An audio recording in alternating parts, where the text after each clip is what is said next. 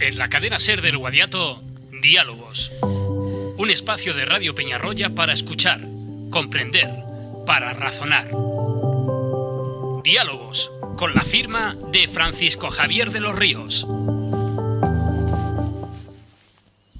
1:31 de la tarde. Como cada lunes, saludamos a nuestro profesor, a Francisco Javier de los Ríos, que ya se encuentra en los estudios de la cadena SER del Guadiato. ¿Qué tal, Francisco Javier? Buenas tardes. Hola, buenas tardes. Hoy con una persona, con un nuevo dialogante, con el que vamos a mantener una charla, unos minutos de radio en unos segundos, cuando nuestro director Luis Miguel Recover lo estime oportuno.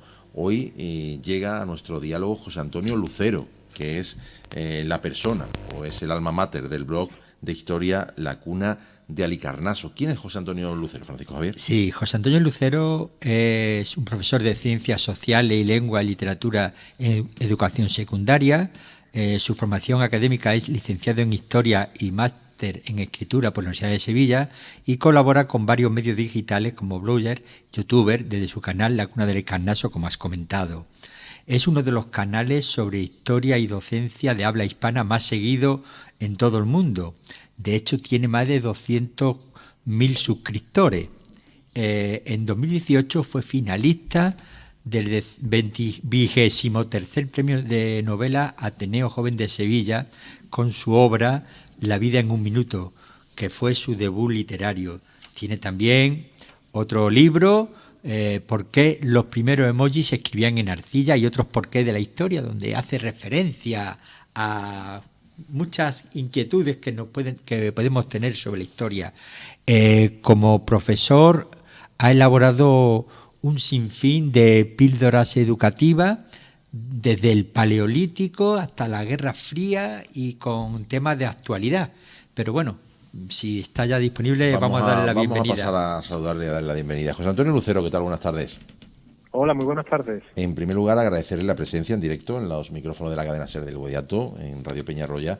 Y como primera pregunta, para empezar, ¿no?, estos diálogos que cada lunes mantenemos con diferentes personalidades del mundo de la cultura, de la investigación, tiene uno de los blogs, quizá en referencia de historia, con muchísimas publicaciones, con muchísimas podcasts o píldoras educativas. ¿Cómo surge la idea de hacer este blog, La Cuna de Halicarnaso?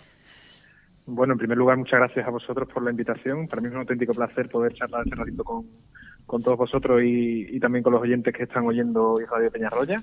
Y bueno, La Cuna de Halicarnaso es un blog que nació prácticamente de casualidad. Yo buscaba hace unos años poder acercarles a mis alumnos de una manera un poco más atractiva y motivante una historia que siempre de manera tradicional, ¿no?, ha llegado a los estudiantes con el San Benito de ser una materia aburrida, densa, pesada, y yo sabía y creía que era todo lo contrario. Por tanto, fue simplemente una manera, la que encontré, de hacer vídeos para intentar contarles la historia de manera atractiva.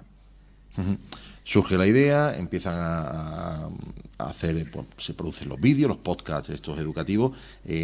¿Usted esperaba esa respuesta? Casi 200.000 o más de 200.000 suscriptores de su página. Bueno, realmente para nada, ¿no? Porque yo siempre he publicado vídeos y contenido audiovisual pensando en mis alumnos. Es decir, yo en esta hora que tengo que he liberado un poco para esta charla, tengo mis alumnos de secundaria, que son 30 en una clase, 25 en otra, y a día de hoy todavía el contenido que yo creo es fundamentalmente para ayudarme en mi clase, ¿no? Lo maravilloso, lo que no esperaba en absoluto, como bien decía, es que hubiese tantas otras personas ahí detrás viendo realmente un contenido que yo lo hacía para mis 30, 40 alumnos de una clase. Buenas tardes, señor Juan Antonio Lucero. Hola, En primer lugar, quiero darle las gracias por la amabilidad que ha mostrado en todo momento para seguir haciendo crecer este humilde programa. Y como voy a comentar con todos los oyentes, para mí hoy tenemos a un extraordinario docente. Podríamos denominarlo como un revolucionario de la enseñanza, tanto en el aula como en las redes sociales. Y viendo la trayectoria, puedo afirmar con rotundidad, a pesar de las críticas que haya, que nuestra enseñanza secundaria goza de una buena salud, al menos por un amplio grupo de grandísimos profesionales que hacen un gran trabajo. Como ha comentado mi compañero de aquí de estudio, José Antonio, Juan Luis, perdón, tiene usted un canal que supera los 240.000 suscriptores, La Cuna de Halicarnaso. ¿Por qué ese nombre? Bueno, ese nombre es un guiño un poco a cómo nace la historia como ciencia, ¿no? Y entonces, el primer historiador clásico es Heródoto de Halicarnaso, que era un personaje, ¿no?, que vivió en la Grecia antigua, y pues la cuna de Halicarnaso es la cuna de la historia, pues de ahí viene un poco el guiño que hago con el nombre. Muy bien. ¿Y qué ha supuesto para usted la inclusión de este canal tanto a nivel profesional como a nivel personal? Bueno, a nivel profesional ha sido muy grande, sobre todo porque me ha permitido, primero, ayudar de una manera que yo he considerado y he visto más significativa a mis alumnos. He intentado hacerles la materia más atractiva, más motivante, también creando recursos que a ellos en casa les pudiesen ayudar para estudiar. Y luego, desde el punto de vista profesional, ha sido algo revolucionario para mí, ¿no? Porque me ha permitido algo que, como decía antes, yo hago para mis alumnos, para mi clase, me ha permitido abrir una ventana al mundo y que el mundo también conozca un poco esta manera de trabajar y, lógicamente, también me ha permitido poder conocer el trabajo que hacen otros docentes, que es maravilloso, como bien decíais antes. Entonces, lo bueno que tenemos hoy en día con tecnologías como son los nuevos medios de comunicación es la oportunidad de mucha gente anónima, como soy yo, que seguimos trabajando en nuestra aula, podemos interconectar y podemos estar en contacto con otras personas en otros lugares y aprender de otras personas, ¿no? Eso es lo que me ha permitido un poco el abrirme a YouTube o a las nuevas tecnologías de la información. José Antonio, decías antes que la historia siempre se ha tenido como una materia un poco pesada, ¿no? Porque siempre habría que estudiarla, no había demasiadas actividades que hacer alrededor de la historia, pero lo que se ha demostrado es que si esa asignatura, que en un principio puede ser un poquito más pesada, por decirlo de alguna forma, si se hace un poquito más digerible, no solamente los alumnos, sino hay mucha gente que le interesa la historia, ¿no? Porque quiere saber de dónde venimos para entender un poco dónde estamos, ¿no? Claro, yo siempre digo que realmente aquí no le gusta ver una serie cuya trama te atraiga y te mantenga motivado y te mantenga pegada a la tele, ¿no? Pues realmente nuestra historia reciente, nuestra historia más antigua puede ser igual de atractiva, ¿no? El problema ha sido tal vez cómo nos la han contado o cómo han intentado hacernos ver que la historia es una materia simplemente para memorizarla. Yo, como bien decías tú también, yo creo que no. Yo creo que la historia es la principal materia que nos permite afrontar los retos a los que nos encontramos hoy en día, porque esos retos tienen su porqué y tienen su explicación en el pasado. Y es imposible hoy en día formar a alumnos en conciencia democrática, en respeto a los derechos humanos, sin enseñarles, por ejemplo, qué ha ocurrido a lo largo del siglo XX en Europa, ¿no? Por tanto, ahí es donde yo intento hacer ver que la historia es algo importantísimo. Y cuando ya el alumno comprende que la historia tiene una conexión grandísima con su presente y que también puede aprenderla de muchas otras formas, no es solo simplemente a través de una lectura de un libro de texto y memorizar unos datos, pues ahí es donde empieza a ver el gustillo a aprender esta materia. Sí. Este método educativo que usted emplea creo que se le llama aula invertida. ¿Podría usted definir qué es el aula invertida y si piensa que el aula invertida hace más responsable a los alumnos en su propio aprendizaje? Bueno, la manera en que yo intento dar clase, como bien hemos comentado, es a través de unos recursos audiovisuales, en este caso son vídeos de YouTube, donde yo lo que hago es trasladar un poco esa explicación que tradicionalmente el profesor siempre ha dado en el aula. La traslado a través de los vídeos a casa de mis alumnos, ¿no? Los cuales tienen que ver esos vídeos, tomar una serie de apuntes, responder unas preguntas que yo le hago.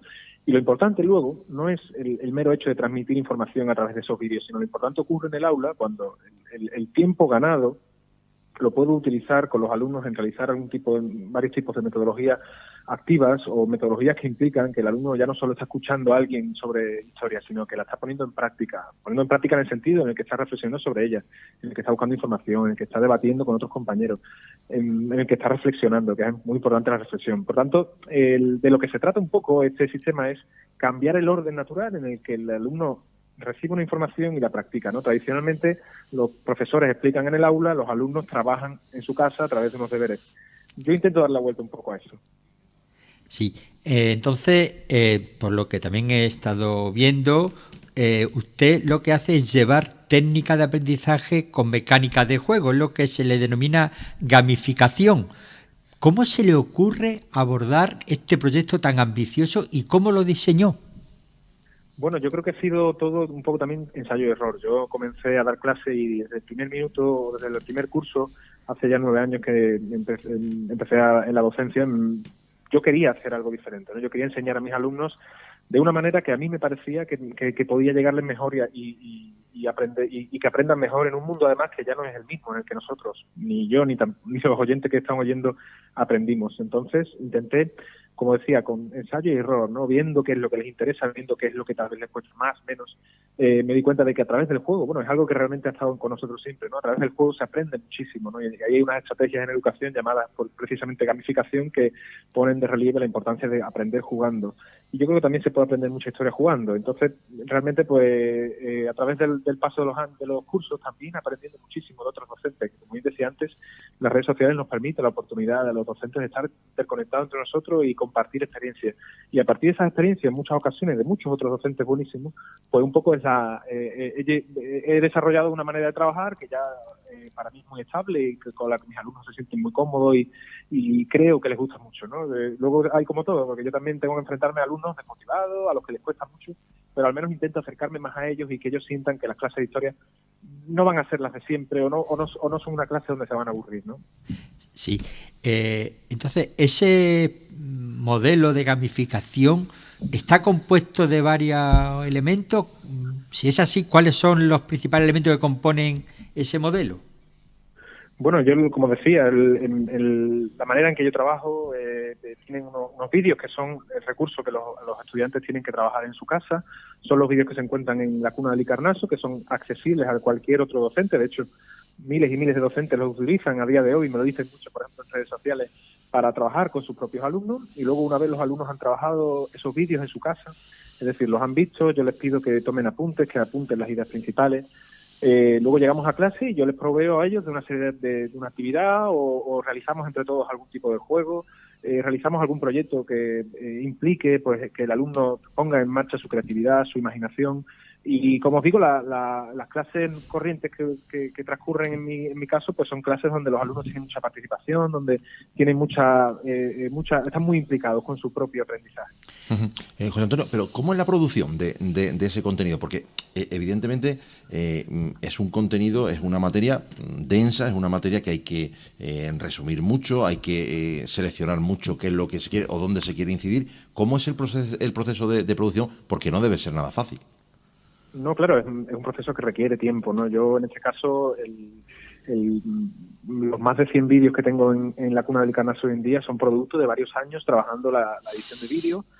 Algunos vídeos tienen ya más de 5 años, que ya incluso se me han quedado casi anticuados, ¿no? Que de hecho estoy haciendo ahora un proceso también de volver a rehacer algunos vídeos que ya veo que ya pues no funcionan tal vez, ¿no? Entonces, es un proceso que ha tenido mucho tiempo. Yo me lo he tomado con varios cursos por delante, ¿no? Es decir, un curso me dedicaba a trabajar el contenido primero de eso, que era sobre la prehistoria, sobre la Edad Antigua, otro curso sobre segundo, y así iba subiendo a medida que iba produciendo vídeos, ¿no? Es decir, habría sido impensable abordar la elaboración de todo ese material en un mismo año, ¿no? Ha sido un proceso de varios años y al final lo que hace es que tenga, como os digo, más de cientos de vídeos en el canal de YouTube a disposición de cualquiera. Sí, bueno, como casi todas las actividades de la vida, tienen pros y contras. Si tiene algún contra, ¿cuáles son las contras de este modelo? Y los pros supongo que serán muchos. Claro, lógicamente yo nunca quiero, cuando yo le hablo a profesores y le cuento un poco mi experiencia, nunca no soy ni vendedor de nada, ni estoy vendiendo ninguna moto. Es un modelo que me ha funcionado o que más o menos me funciona, ¿no? Porque como bien has comentado, no existe ninguna panacea, y en educación menos todavía, porque dependemos de muchos factores, ¿no? Factores socioeconómicos del alumnado, cualquier factor que ocurra. Entonces, es cierto que si te encuentras con una situación, por ejemplo, donde un alumnado no tiene acceso de forma mayoritaria, por ejemplo, en su casa a Internet, ¿no? Como que podría ocurrir, y de hecho me ha ocurrido en alguna ocasión, pues ya tendrías tú que apostar por otro tipo de estrategias, ¿no? Yo creo que lo importante en educación, como bien decíamos, todo tiene sus pros y sus contras, pero lo importante es que seamos versátiles, ¿no? Que siempre cuando tengamos a un determinado alumno o alumna con situaciones muy diversas, seamos capaces de tener flexibilidad para intentar acercarles el aprendizaje de la mejor manera posible a cada alumno, ¿no? No casaros con nada, o no casarnos con nada, porque realmente en educación todo fluye mucho, todo cambia y hablamos de alumnos que son una unidad personal que es muy distinta a la otra, a la de otro compañero. Por tanto, yo creo que lo importante, teniendo en cuenta que cada metodología o cada estrategia tiene sus pros y sus contras, lo importante siempre es el centro, que es el alumnado, y darnos cuenta de que tenemos que personalizar la educación hacia los alumnos. Sí, y una cosa, ¿cree usted que todas las asignaturas se pueden adaptar por igual a esta metodología o por el contrario hay algunas que son más proclives que otras para adaptarlas? Bueno, a mí siempre me ha dicho todo el mundo que la historia, que es la materia tal vez que más rígida en el sentido en el que siempre se ha contado de una forma muy teórica, pues en mi caso demuestra un poco que no es así, que se puede trabajar de una manera mucho más práctica, ¿no? Entonces, yo creo que se puede adaptar a cualquier metodología. Yo creo que realmente, teniendo en cuenta, tenemos un gran abanico de recursos a los que podemos acceder en educación. Yo creo que cualquier materia puede aplicar cualquier estrategia que implique cambiar un poco la manera tradicional en la que hemos dado clase. Sí. Una pregunta, José Antonio, estamos saliendo de una pandemia, evidentemente la pandemia ha condicionado mucho, sobre todo la educación, independientemente de que habrá alumnos que tengan el tema de la brecha digital, que los hay evidentemente, pero la mayoría, bueno, más que menos todo el mundo tiene en su casa la posibilidad de conectarse a internet, a wifi. Lo que parece claro que la evolución natural del mundo, donde parece que podemos tener acontecimientos inesperados como el que hemos pasado, este tipo de aprendizaje también puede ser una herramienta y un método interesante como, en fin, como filosofía y como objetivo de enseñanza, ¿no? Claro, de hecho, todos los profesores, cuando tuvimos que irnos para casa con nuestros alumnos, tuvimos que aplicar algo parecido, ¿no? Entonces, sí que es cierto que el utilizar recursos que estén en Internet, como puede ser mi caso, es una ventaja en algunos aspectos, como bien has comentado, el de la pandemia. Pero a mí siempre me gusta recalcar que lo importante siempre es lo que ocurre en el aula. Es decir, cuando ocurrió precisamente el confinamiento, me decía la gente, bueno, tú ya estás preparado para dar clase a través de Internet. Y yo decía, sí, es cierto. Pero el recurso más importante del que cuenta la educación es el contacto profesor-alumno. Ese contacto que ha ocurrido siempre y que estoy seguro que cualquier persona, por muy mayor que fuese, tiene muy buenos recuerdos de muy buenos profesores. Por tanto, a mí me gusta siempre reivindicar que a pesar de las tecnologías que usemos, a pesar de, en mi caso, que son vídeos, yo lo hago porque, como decía antes, es una estrategia, un recurso que me permite tener más tiempo para trabajar con mis alumnos en el aula. Y yo creo que eso es insustituible, ¿no? A un docente nunca debería poder sustituirle un vídeo, porque entonces significa que no estamos haciendo bien nuestro trabajo. Así que cuando ocurrió la pandemia, cuando ocurrió el confinamiento, me quedé sin la parte importante, que era el contacto docente-alumno en el aula. Comparto al 100% lo imprescindible del contacto del alumno y el profesor. Pero una pregunta, si un profesor estuviese interesado en practicar el sistema que usted emplea de aula invertida con gamificación, pero se siente que no dispone de la herramienta o conocimiento necesario, ¿qué consejo le daría a usted? Bueno, lo primero, yo por ejemplo ahora mismo trabajo formando a otros profesores e imparto de manera regular cursos a muchos centros de formación. Actualmente están haciendo un gran esfuerzo los centros de formación de profesorado, que son entidades adscritas pues a la Consejería de Educación de cada provincia. Los centros de formación de profesorado están haciendo un gran esfuerzo precisamente por intentar superar esa brecha digital en muchos docentes. Entonces, yo le diría al profesor, ¿no?, y lo suelo decir mucho, que busque ayuda precisamente en sus centros de profesorado, en centros de enseñanza.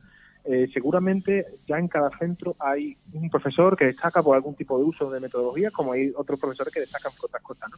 Entonces, el problema muchas veces es cuando los profesores nos sentimos solos, ¿no? Queremos llevar a cabo un determinado nuevo metodología, una estrategia nueva, pero me siento solo, no sé a quién acudir, no sé qué ayuda necesitar.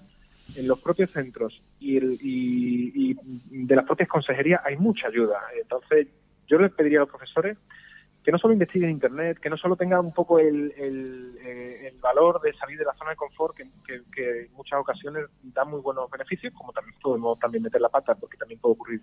Pero sí que cuanto más ayuda pidamos y cuanto más colaboremos con otros docentes que sí que están haciendo cosas, mejor saldrá. ¿de quién ha aprendido usted más esta metodología? ¿Cuáles han sido sus maestros, digámosle, en el tema de innovación docente? Bueno, he intentado aprender mucho de Internet, ¿no? Como decía, por ejemplo, en Twitter, es una comunidad en la que pues, soy activo regularmente. Hay muchos profesores que comparten y afortunadamente he podido compartir con muchos y poner en común también muchas estrategias que estoy practicando yo, que a mí tal vez no me haya funcionado, que a otros sí. Luego también he aprendido mucho en los congresos que se ha podido, que hasta hace poco se producían con regularidad y que ahora pues ya no, con la pandemia pues creo que están ahora volviendo otra vez a producirse, pero ahí también he aprendido un montón de muchos otros docentes. Y luego también del profesor del que yo más he aprendido, es un profesor que se ha jubilado este año pasado, de hecho, en mi centro, que apenas tenía uso de nuevas tecnologías, pero que era un profesor con una habilidad tremenda para poder personalizar y para esforzarse por la educación de los alumnos. Era un profesor con el que yo he coincidido en etapa y he aprendido muchísimo, como digo, sin que haya utilizado nuevas tecnologías, ¿no? Entonces, muchas veces ponemos el foco simplemente en el uso de la tecnología porque sí, y si el uso de la tecnología en educación no tiene un fin, ¿no? Que es el de llegar mejor a los alumnos, el uso de la tecnología no vale para nada. Por tanto, como os digo, tiene que ir siempre la tecnología y la emoción. A mí me gusta mucho educar, pues precisamente, ¿no? Educar es emocionar. Uno nunca enseña de nadie que no le emociona, ni de nadie que le inspire. Por tanto, eso también es fundamental. Y eso lo aprendí, por ejemplo, con un docente que se acaba de jubilar este año. Sí. Bueno, voy a cambiar un poco el enfoque del diálogo con usted y me voy a centrar más en su formación académica como licenciado en Historia.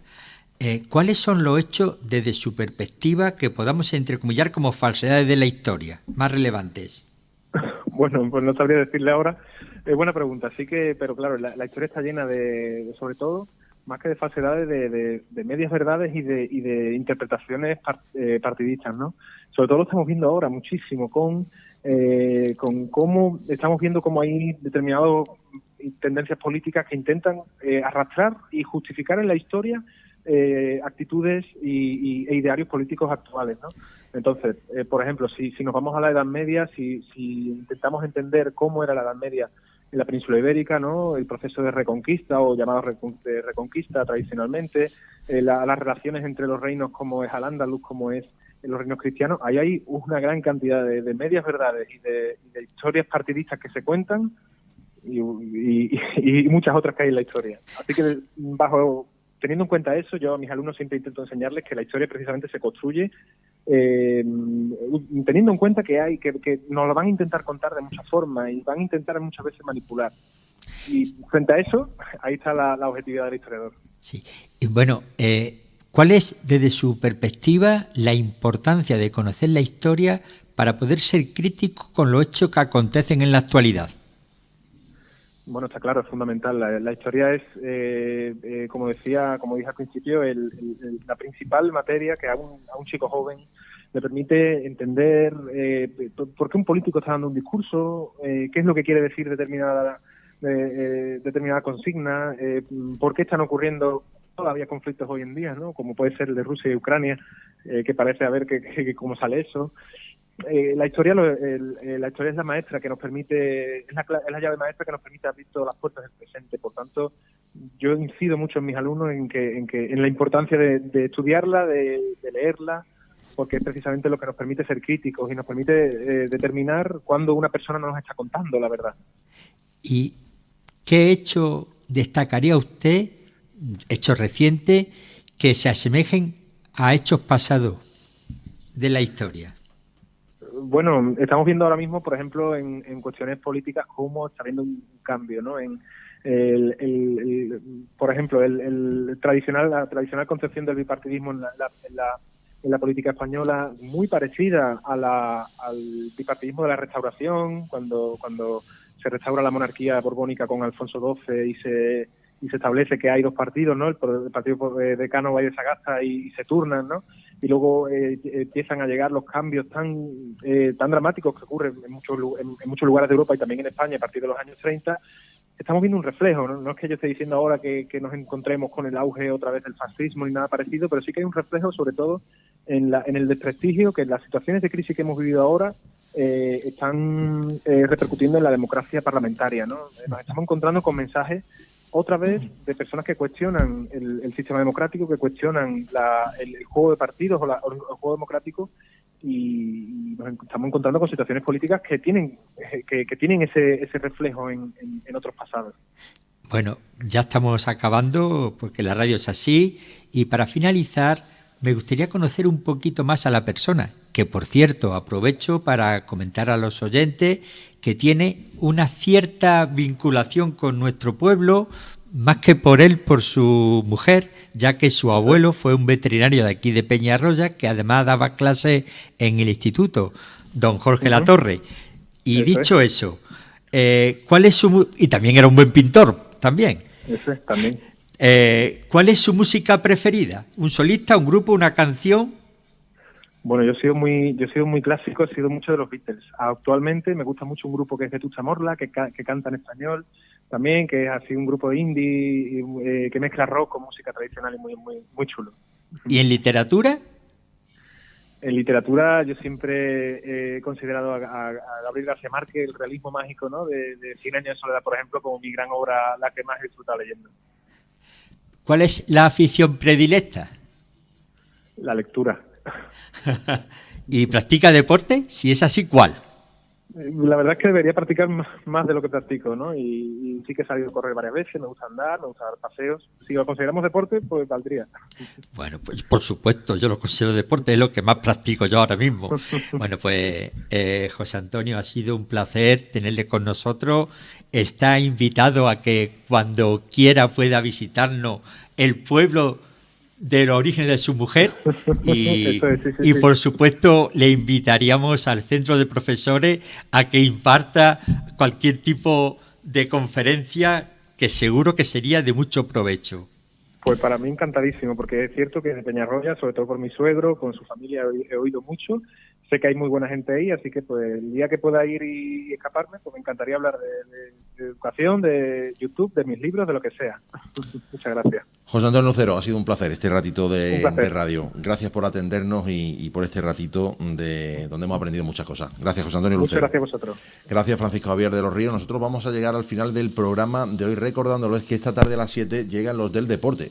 Tenemos cita con la información deportiva, será a partir de las 7 de la tarde con Antonio Rodríguez Sierra, con Antonio Dávila y con José Antonio Crespo en Ser Deportivos Guadiato, donde van a repasar toda la actualidad del deporte en la comarca, que viene cargadita de cosas. Por cierto, reseñar la gran concentración de personas que hubo ayer en Belmez, en esa cita BTT de bicicleta que congregó gente de toda España, prácticamente, la cita en el pueblo vecino hermano de Belmez. Llegamos a las 2 de la tarde. Luis Miguel Recober estuvo en el control de sonido. Se quedan ahora en la compañía de los servicios informativos de la cadena SER con nuestro compañero José Antonio Marcos. Hora 14, mañana más información aquí a partir de las 12:30 en Hoy por Hoy Guadiato. No me falten a la cita. Hasta mañana. Adiós. Radio Peñarroya, cadena SER 90.2 FM. SER Guadiato, la vida que suena.